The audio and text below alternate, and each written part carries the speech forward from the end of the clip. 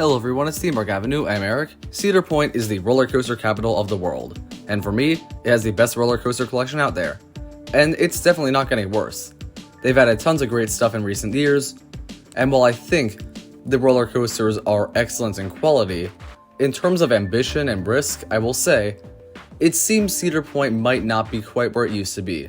So in this video, I will be analyzing the history of Cedar Point in the more recent years, starting with Magnum's creation, and trying to see if Cedar Point has kind of lost ambition, and its roller coasters will never be quite as influential as they once were. So let's begin by talking about Magnum itself. Magnum was the first hypercoaster, over 200 feet tall, quite a milestone. Now nearly every major thrilling park in America, and around the world honestly, has a roller coaster of said height. Magnum influenced rides like Steel Dragon 2000, which is the longest roller coaster in the world. It influenced basically every hypercoaster, and that's important. That was when the coaster wars, if you will, really started. So it's one of the most influential roller coasters ever made, and it is one of only quite a few actually at Cedar Point that would be one of the most influential. Cedar Point has some of the most impactful rides, and it extends far beyond Magnum. There was a little bit of mediocrity with Mantis opening that wasn't really anything special, but at the turn of the millennium, we got Millennium Force. And you know that's one of the most influential coasters out there. So I would say Millennium Force being the first Giga Coaster, 300 feet tall, it influenced these 6 other Giga Coasters, and also in general, the idea of a massive roller coaster towering over most of the rest of the park, kind of being in its own area, that is now a huge thing at the majority of major amusement parks. Just look at basically every park with a hypercoaster in the same way Magnum influenced. You also have Fury 325, Titan at Six Flags Over Texas, even to an extent, while they were being built at the same time, Goliath at Six Flags Magic Mountain. A lot of parks just wanted to make the biggest, longest, tallest, fastest rides, and it was one of the first rides where the sense of speed was really the main feature. And as a result, that's become a pretty popular thing on a lot of rides. Not to mention, Millennium Force is among the most iconic roller coasters. Outside of maybe some Disney and Universal stuff, I think it might be the most well-known roller coaster in the world. Don't quote me on that, but it's one I think a lot of people, even outside of the roller coaster niche, are familiar with. Then we got Thrill Dragster in 2003.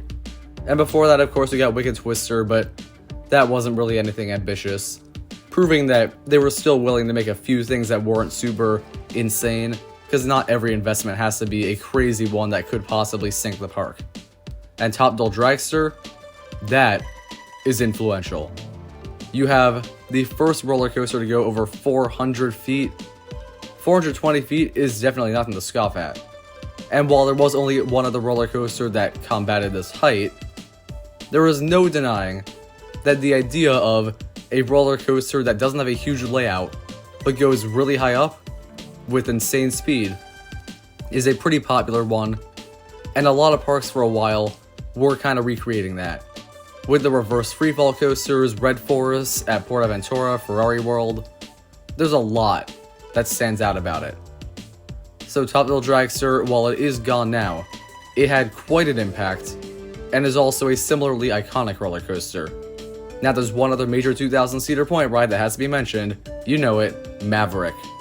Maverick is not one that in terms of stats was particularly groundbreaking, 100 or so feet, 72 miles per hour, good stats but not great ones. But the more significant thing is the layout.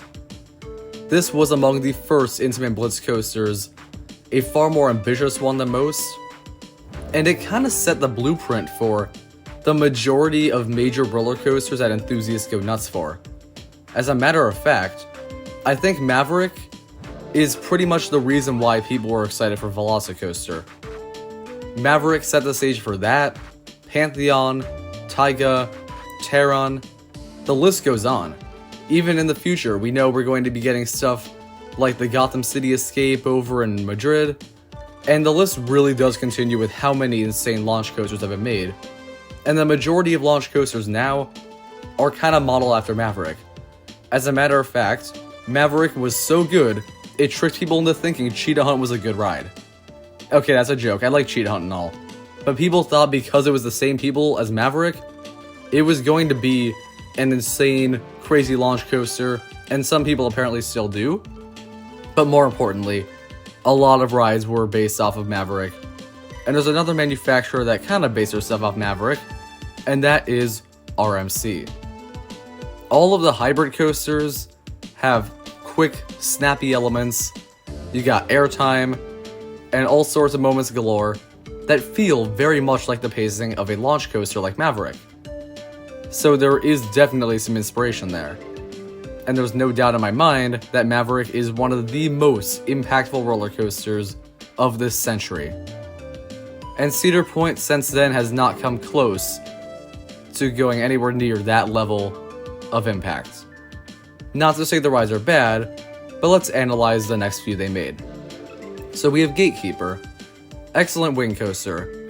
I believe it had the tallest inversion record for a little bit, and there have been one or two rides that have come close to that and beaten that and such, but tall inversions have not been a big focus following Gatekeeper. And as a matter of fact, I would say that kind of proves that Gatekeeper failed to leave a major legacy in terms of future roller coasters. While I still love the ride, there isn't much that stands out with it. Then there is Valravn.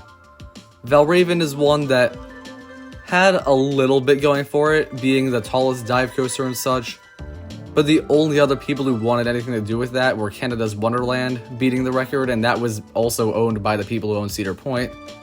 So Cedar Fair is the only one who was willing to do that with dive coasters, and now we have Emperor and Dr. Diabolical's Cliffhanger, which are not really focused on stats. It's clear that there wasn't a huge impact, and as a matter of fact, the layouts of those two are drastically different from that of Valravn or Yukon Striker. So it's clear to me that Valravn did not have a major impact. And I guess I'll quickly mention Rougarou came out before Valravn, but that's a floorless conversion. Was not the first, was not the last, does not really have any significance. Now the one ride that did have a bit of impact, and I think in the future we will see more, is Steel Vengeance. Steel Vengeance is one that is considered the best roller coaster in the world, by many. And yes, it's excellent. It's my second favorite roller coaster, period, and there's a lot that stands out about it in terms of ambition. It is the tallest hybrid coaster, and as a result we've gotten Zadra and Iron Gwazi to beat the records, and a few rides seem to have layouts that kind of go off of what Steel Vengeance is like, but at the same time, Steel Vengeance was by no means a pioneer outside of its height for the hybrid coaster. There's not really a single moment on it that you can't find on a pre-existing RMC. The only exception, I would say, is the Outer Bank, and even then, some rides like Outlaw Run have very similar elements. And I would say to an extent, a lot of other RMCs had a bigger impact, and more stuff is based on them. The obvious one being New Texas Giant, but even Iron Rattler, Goliath the Great America, Steel Vengeance was not necessarily a first of its kind in any regard for RMC.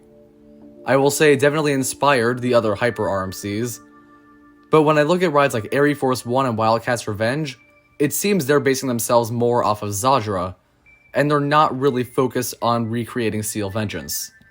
The only thing Steel Vengeance really did in terms of ambition, besides what I was mentioning with the 200-foot thing, is kind of kickstarting a coaster war to an extent, where parks try to make the craziest experience with airtime and pacing and such. But even then, I would say that already had been started by Maverick, and Steel Vengeance was not really a huge risk for Cedar Point.